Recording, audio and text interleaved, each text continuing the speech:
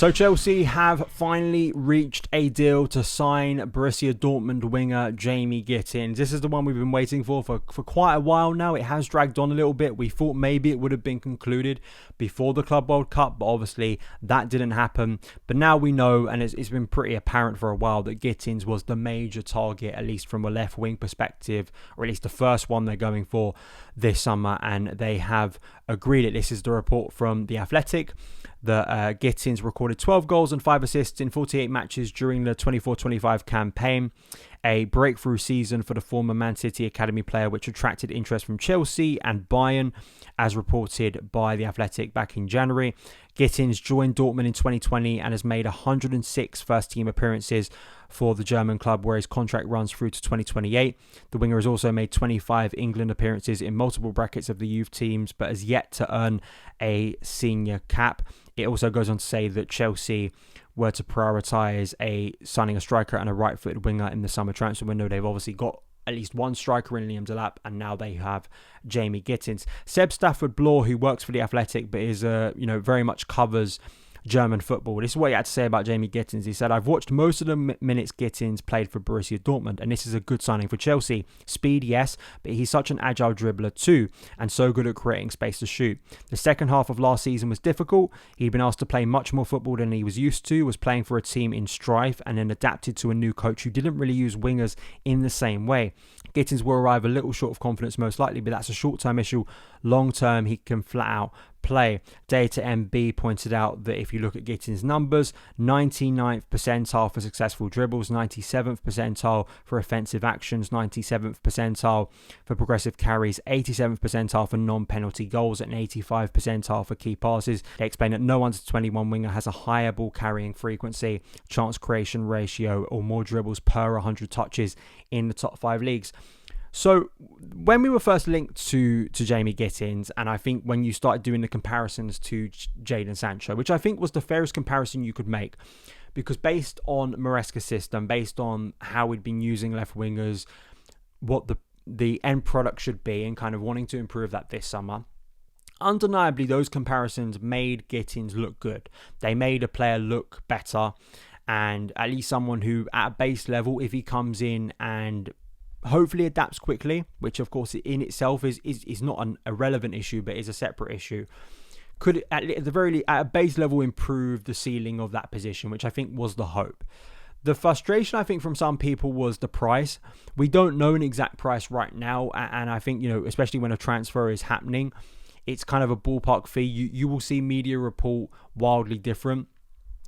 German outlets may report higher in euros than, obviously the difference in, reporting euros compared to pounds. You'll get some outlets report kind of a lower fee. I think in the ballpark, it seems to be around 50-55 million. And I think there is a frustration from people that if it rises beyond that, it's kind of getting a bit insane for a player who sure has these potential things that could be improved upon. But in terms of buying a ready-made player that walks into the first team, on the face of it, that's a bit excessive. It is, again, as we're also in pursuit of João Pedro, and you look at the signing of Liam Delap, we have a very small kind of think tank. We have a very small kind of catchment area of players that we go for. It seems to be someone who was previously linked to Man City in their academy, or someone at Brighton, effectively. And that still frustrates me. I don't think it's very original. However, and it is a big however, and I think for context, it's fair to bring this up. If you look at the players we've actually signed within that area, it's not like all of them have been disasters. In the case of the ex-Man City players, I'm very positive about Liam Delap. Cole Palmer, obviously, has been an amazing signing for Chelsea. Tosin Adarabioyo, I think, has, although he came from Fulham for a free, he obviously, again, was once part of Man City's academy, has been an adequate signing for Chelsea. I think has actually gone beyond that in recent months. He's been a really valuable defender. For Maresca, Romeo Lavia, I think, is obviously a very, very talented central midfielder. I think there is a lot more to see from him at Chelsea. So, it's very easy to kind of be cynical about it. But, in the Brighton case, Cucurella and Caicedo were two of Chelsea's most important players right now. So I think there is, it feels a little bit like we're just looking in our contacts book and we're not going beyond that, which I think is a bit frustrating at times. And I think the argument about Gittens, if it is a higher fee, will obviously be how he turns out at Chelsea. If in a year's time he has developed, he becomes a key integral first team player and looks like a real bargain for Chelsea, or at least when you get players in this, a player that, undeniably has improved us, no one's going to be talking about that fee. Of course, as we know, it's the opposite. Very rare, no one is talking about Caicedo's fee at the moment. No one's talking about Enzo Fernandez's fee at the moment. No one's talking about Cucurella's fee at the moment, because all of those players over the past few months, over the past season, have been good players for Chelsea. It's, of course, when it's the inverse of that, when you see players who have really struggled, failed, you see other players who maybe could have been used or bought instead of them, that naturally comes in. I got some of your thoughts on X. This is what people said. And yeah, this is mostly negative. Socialism or barbarism puts here at Grumpy Nick. Signing another good player. Good players keep you in the Champions League qualifying hunt, but is that what the club really aspire to? Mikey says here they've had our pants down. Phil says underwhelmed. And Axel Cinema says here extremely disappointed again. I hate our transfer policy. I feel like, people with the Champions League qualification would have wanted Gittens or players like him, the signings we were going to make this summer, to be real high caliber superstars. However, I go back to Jamie Gittens. You look at his numbers for Borussia Dortmund, they are in no way awful for a team who've not been at the peak of their powers. I think it was about 8 Bundesliga goals. He's played in the Champions League. He scored in the Champions League. This is not a guy, you can look at that age and you can instantly dismiss it as, it's another young player who barely has any seasoning, who barely has any senior minutes, and he's going to take 2 or 3 years to develop. And that being sold to people, I understand frustration, because it feels like we have a lot of those players and we've had to go through a lot of the growing pains already with a lot of those players in the first team. And it's like, no, now we need the ready-made replacements or ready-made upgrades on top of that. We've built the core of those players. We have enough of those players and they've grown together. Now it's about adding the next level, adding players to improve on what they already have, rather than you add a player that then takes another 2 to 3 years to get to their level. Unfortunately, there is just a reality. That is the way Chelsea operate in the transfer window. We see enough evidence now that is the way they operate. It doesn't look like they're going to change. That does not mean you can't have criticism of it, but it also does not mean that all those players are going to be an instant failure.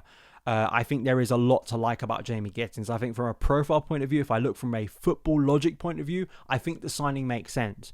My deep frustration throughout the entirety of last summer was the amount of signings being made, nearly all of them, barely any of them having like football logic. What I mean by that is like looking into a transfer window and thinking, how are we going to improve the first team as it is today? Many of those deals felt PSR coded. They felt kind of scratching the back of other clubs, or at least in the case of Joao Felix, pointless signing, bad signing, and also was a case of a trade to get Conor Gallagher out the club.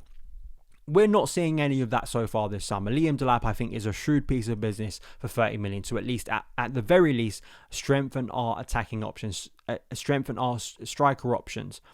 For someone who I think objectively had a very impressive first season in the Premier League, given the club he was playing for. Jamie Gittens as a wide player fits into what Maresca wants his wide players to do. Now, in the Benfica game, we saw a slight alteration in that we were kind of playing inside forwards and kind of wing backs, but it isn't like Jamie Gittens couldn't fulfill one of those roles. But as we've seen the way Maresca views his wingers, in the main, overwhelming evidence is he likes those players to be on the touchline, very wide, adding width, 1v1, because he likes his fullbacks to invert. So those players have to be good, they have to be quick, they have to be agile, they have to be confident enough to take on their opposing player, the opposing fullback, and create space, create opportunities. And I think from what you've seen from Gittens, there's absolutely a lot about that ticks a lot of boxes that would make him suitable for Maresca's system. The big question for Gittens, and I guess this is a big question for every signing, but particularly Gittens, who doesn't have, he's not in the prime of his career. He's about 3 to 4, 5 years away from that. Can he scale up what he's done at Borussia Dortmund, a good level club who produce a lot of good players? Borussia Dortmund are not exactly a club you buy from and you're buying duds. That they are known, part of one of their defining traits for a long period of time now is buying young players, developing them to a very high level, selling them on for a profit, and they go and for them hopefully go to a higher level. So Jamie Gittens, I think, has played a good level quality football at a good club that has been good for his development. The question will be walking into a new environment with more scrutiny and the expectation that you're coming in and you have to kind of deliver quickly. It's how he deals with that environment, how he competes with the other players in his position, and whether he can scale up what he's doing to a higher level at Stamford Bridge in the Premier League. Of course, for a player who has played for England, English player, coming back to his home nation, playing in the Premier League for Chelsea, I think there's probably a part of that. It feels like he's maybe fallen out of favour at Dortmund as well, so there probably is a motivation for him, the way things have kind of ended at Dortmund, to go again, to improve. You want that motivation of players when they come in, that they want to prove something, and that may prove impactful for Chelsea. So that's kind of my reaction.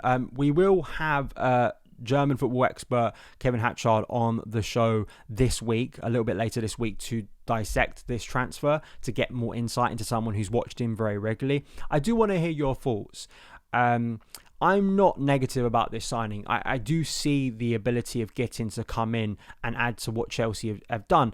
And the fact is, right, like, when you do have young players, I think it is foolish to write them off at an early age and that they can't improve and can't go to another level. I think that is something you have to take into account. I do think there are some players who come in and I think maybe sometimes are so at such a bad level that it's kind of hard to see them getting to, like, the Mudryk situation for me kind of comes to mind of, like, I think that guy is so bereft of certain things that he's going to need so much football and seasoning and maturing to get to a higher level, where I was like, I'm not really sure Chelsea can wait a number of years for him to become even a decent level. Gittens is another case. I think he's got a good starting level. It's whether he can raise that at Chelsea, who obviously want to do a lot more next year. I think Chelsea should be aiming, as I've consistently said, to not just be scrapping out for 4th or 5th on the final day of the season. I'd like to see them try, if they can, to improve their points tally, and whether Gittens add the goals, along with others too, who can raise Chelsea's floor, basically. It is kind of and ceiling in the end, right? That's the aim. So those are my thoughts. Please let me know yours in the comments below, and I will see you again very, very soon. All the best.